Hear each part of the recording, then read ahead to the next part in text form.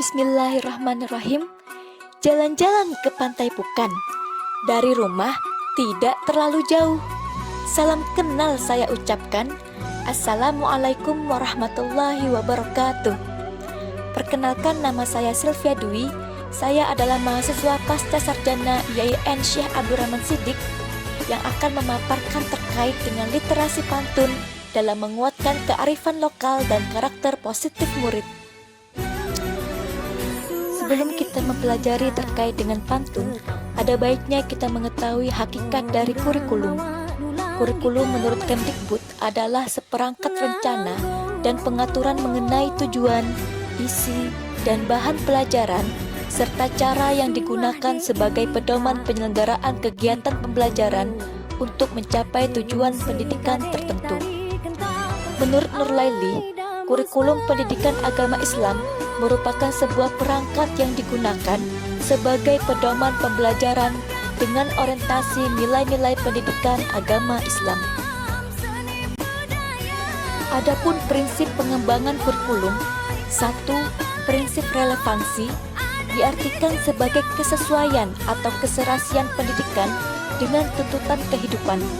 Pendidikan dipandang relevan bila hasil yang diperoleh dari pendidikan tersebut berguna bagi kehidupan. Segi relevansi meliputi relevansi dengan kehidupan sekarang, kehidupan masa depan, dan dengan tuntutan dunia pekerjaan. Prinsip yang kedua yaitu efektivitas. Sejauh mana apa yang direncanakan atau diinginkan dapat terlaksana atau tercapai. Dalam dunia pendidikan, efektivitas ini dapat ditinjau dari dua segi, yaitu efektivitas mengajar guru dan efektivitas belajar murid. Prinsip yang ketiga yaitu prinsip efisiensi. Prinsip efisiensi lebih berorientasi pada hasil. Dalam pengembangan kurikulum dan pendidikan pada umumnya, prinsip efisiensi ini perlu memperhatikan segi waktu, tenaga, peralatan yang tentunya akan menghasilkan efisiensi biaya. Prinsip keempat yaitu prinsip kesinambungan dan fleksibilitas. Kesinambungan dimaksudkan adalah saling hubungan atau jalin menjalin antara berbagai tingkat dan jenis program pendidikan. Fleksibilitas artinya ada semacam ruang gerak yang memberikan sedikit kebebasan di dalam bertindak. Kearifan lokal atau local wisdom dapat dimaknai sebagai usaha manusia dalam memaksimalkan akal budinya untuk melakukan tindakan dan menentukan sikap terhadap objek atau peristiwa dalam ruang tertentu. Secara etimologi, wisdom dimaknai sebagai kemampuan seseorang dalam menggunakan akal pikirnya dalam melakukan tindakan dan menentukan sikap. Secara istilah, wisdom sering diartikan sebagai kearifan atau kebijaksanaan. Menurut Wagiran, dalam melaksanakan pendidikan kearifan lokal, perlu diperkuat dengan pilar-pilar sebagai berikut. Pertama, pendidikan dilaksanakan dengan berlandaskan pada pengakuan eksistensi manusia semenjak masih dalam kandungan. 2. Harus memiliki basis kebenaran dan keluhuran budi pekerti dengan menjauhkan dari cara berpikir yang bersifat asal jadi. 3. Harus mengembangkan ranah spiritual dan sosial, bukan hanya menekankan ranah kognitif atau psikomotorik semata. Dan 4. Memiliki sinergitas budaya dalam upaya melaksanakan pendidikan karakter. SD Negeri 6 Pangkal Pinang yang terletak di Jalan Jenderal Sudirman, Kelurahan Gabek 1, Kecamatan Gabek, Kota Pangkal Pinang, memiliki visi mewujudkan siswa yang berprestasi, berkarakter, inovatif, berwawasan lingkungan, dan berkompetensi abad 21 berdasarkan iman dan takwa dengan profil pelajar Pancasila. Dalam upaya mengimplementasikan visi sekolah, SD Negeri 6 Pangkal Pinang menjabarkan misi sekolah sebagai berikut. 1. Merancang pembelajaran yang menarik dan menyenangkan yang mampu memotivasi peserta didik untuk selalu belajar dan menemukan pembelajaran. 2. Membangun lingkungan sekolah yang membentuk peserta didik memiliki akhlak mulia melalui rutinitas kegiatan keagamaan dan menerapkan ajaran agama melalui cara berinteraksi di sekolah. 3. Membangun lingkungan sekolah yang bertoleransi dalam kebinekaan global mencintai budaya lokal, dan menjunjung nilai gotong royong. 4. Mengembangkan kemandirian, nalar kritis, dan kreativitas yang memfasilitasi keragaman minat dan bakat peserta didik. 5. Mengembangkan program sekolah yang membentuk ide dan gagasan cepat tanggap terhadap perubahan yang terjadi untuk merancang inovasi.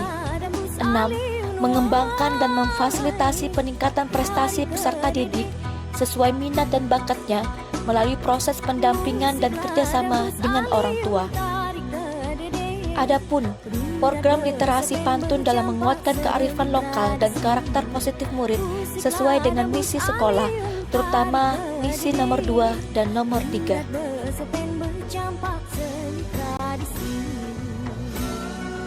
Relevansi pantun dan pendidikan karakter. Pendidikan karakter merupakan usaha yang dilakukan dengan sadar, terencana, dan terus-menerus untuk memberdayakan potensi yang dimiliki agar memiliki karakter baik yang berguna bagi dirinya sendiri maupun lingkungan. Membiasakan siswa berpantun dengan nilai-nilai positif yang terkandung di dalamnya akan menuntun siswa memiliki karakter yang kuat sekaligus melestarikan budaya lokal. Pengertian pantun menurut sejumlah ahli. Ada sejumlah pendapat mengenai pengertian pantun menurut para ahli, antara lain Budiono. Pengertian pantun adalah suatu bentuk puisi lama yang khas dari Indonesia. Mutia Dwi Pangestu, pantun berasal dari bahasa Minangkabau yaitu patuntun yang artinya petuntun. Herman Waluyo, pantun adalah jenis puisi Melayu yang asli dan sudah lama mengakar dalam budaya masyarakat. Kasuan dan Rita, pantun adalah salah satu di antara jenis puisi Melayu di mana dalam satu baitnya terdiri dari 4 larik dan mempunyai sajak ABAB. Untuk larik pertama dan kedua diberi nama sampiran, sedangkan larik ketiga dan keempat dinamakan isi. Ali Syahbana, pantun adalah satu di antara jenis puisi lama yang dikenal oleh orang dulu dan telah dikenal masyarakat sejak lama sekali. Ciri-ciri pantun yang utama adalah setiap baitnya terdiri dari 4 baris dan berisikan sampiran serta isi pantun.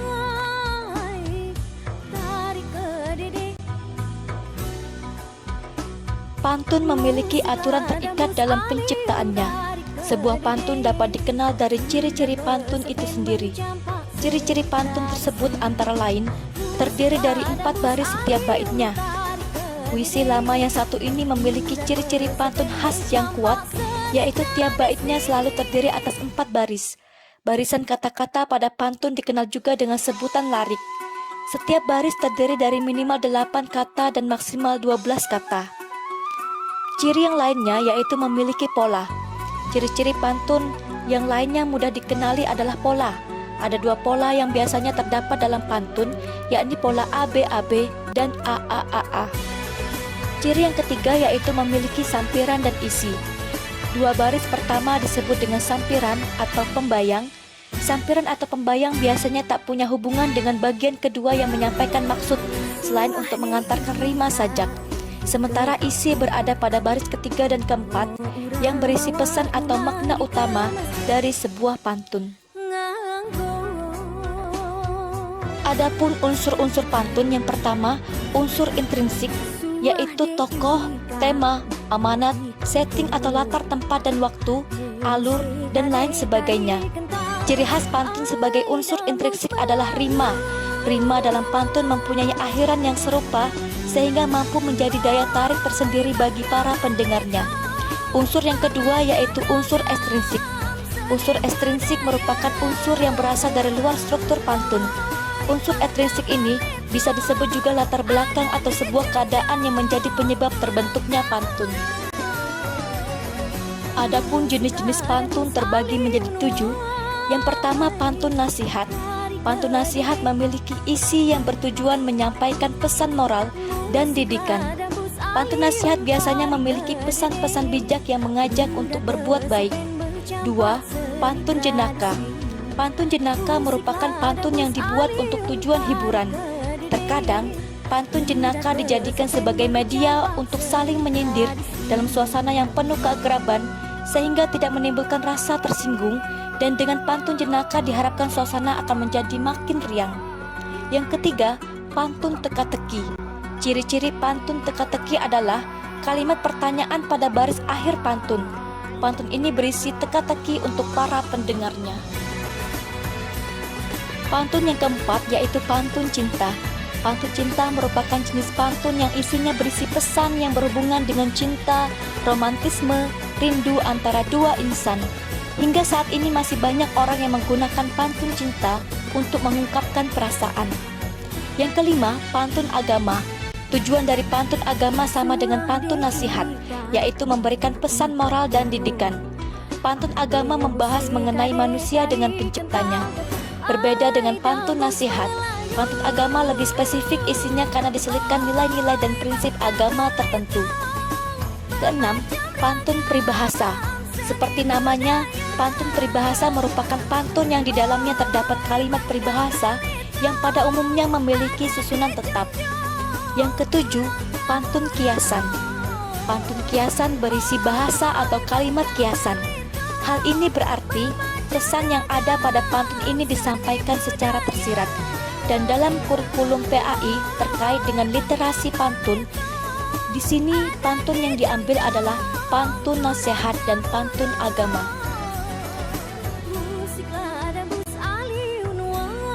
Pantun merupakan salah satu bentuk karya sastra yang terikat dengan aturan.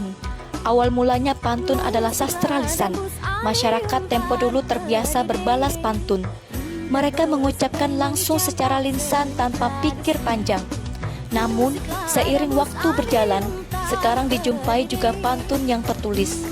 Pantun bukan sekadar karya sastra asli Melayu berjumlah 4 baris dengan rima AB-AB, tetapi merupakan cara orang-orang Melayu memahami dan mensakralkan alam, membangun peradaban manusia, dan memperkenalkan diri kepada bangsa-bangsa lain di dunia. Sebagaimana diungkapkan oleh Muhammad Haji Soleh, bahwa pantun hadir sebagai sebuah taman bahasa terindah. Bunga-bunganya berwarna-warni dan wanginya tanpa bandingan. Bunga-bunga ini disimpan di bibir, dalam ingatan, dalam tulisan, dan upacara harian.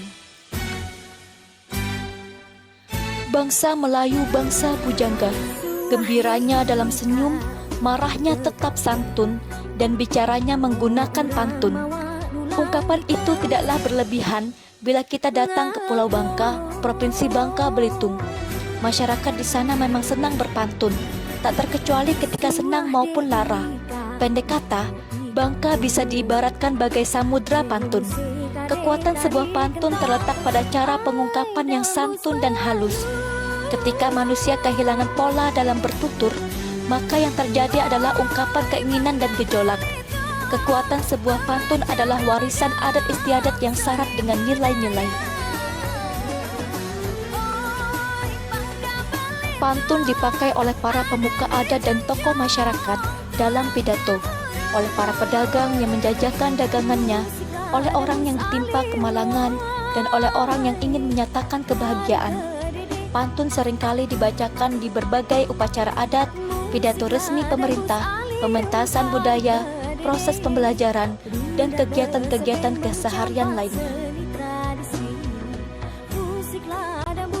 Pada program literasi pantun, guru memberikan kesempatan murid untuk giat berliterasi dengan menulis pantun buatannya sendiri. Murid akan belajar membangun atmosfer budaya positif di kelas dengan pesan yang terkandung dalam pantun tersebut, dan murid dapat memberikan pengaruh positif kepada kehidupan orang lain dan sekelilingnya dengan kalimat dan pesan positif yang ada pada pantun tersebut. Fungsi pantun di sini ada 3, yaitu kearifan lokal, yang kedua menguatkan karakter, serta membangun budaya positif. Pentingnya kegiatan literasi pantun setiap 15 menit sebelum pembelajaran, yaitu merawat tumbuhnya nilai-nilai kebaikan di dalam diri murid-murid, mengembangkan lingkungan di mana murid berproses menumbuhkan nilai-nilai tersebut, serta dapat menuntun murid membuat keputusan melalui pertimbangan moral. Kegiatan ini dapat mewujudkan profil pelajar Pancasila, terutama profil beriman, bertakwa kepada Tuhan Yang Maha Esa, dan berakhlak mulia, serta kreatif.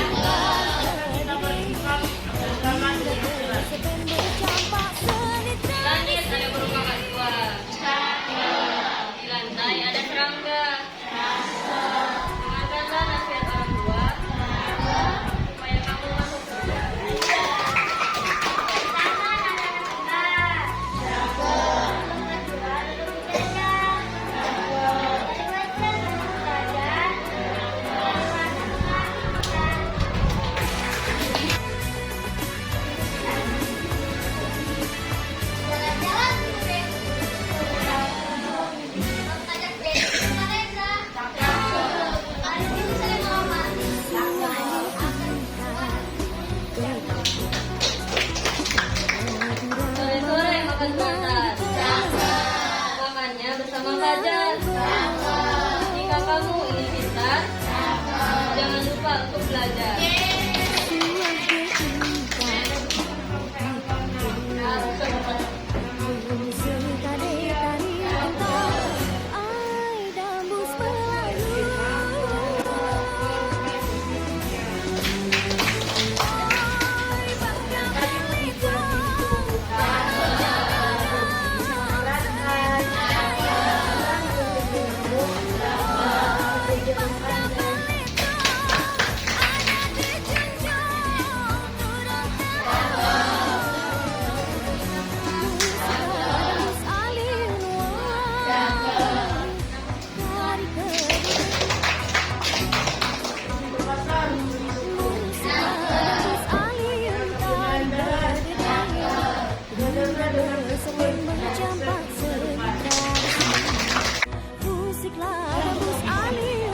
Pergi ke tukang las, nama tukang lasnya Pak Pati. Ayo kita bikin kelas supaya kelas kita bersih.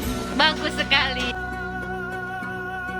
Alun-alun Merdeka banyak skuter yang dimainkan oleh para pengunjung.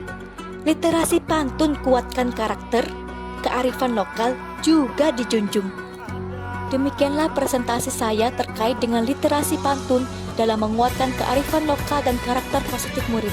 Terima kasih atas perhatiannya. Wassalamualaikum warahmatullahi wabarakatuh.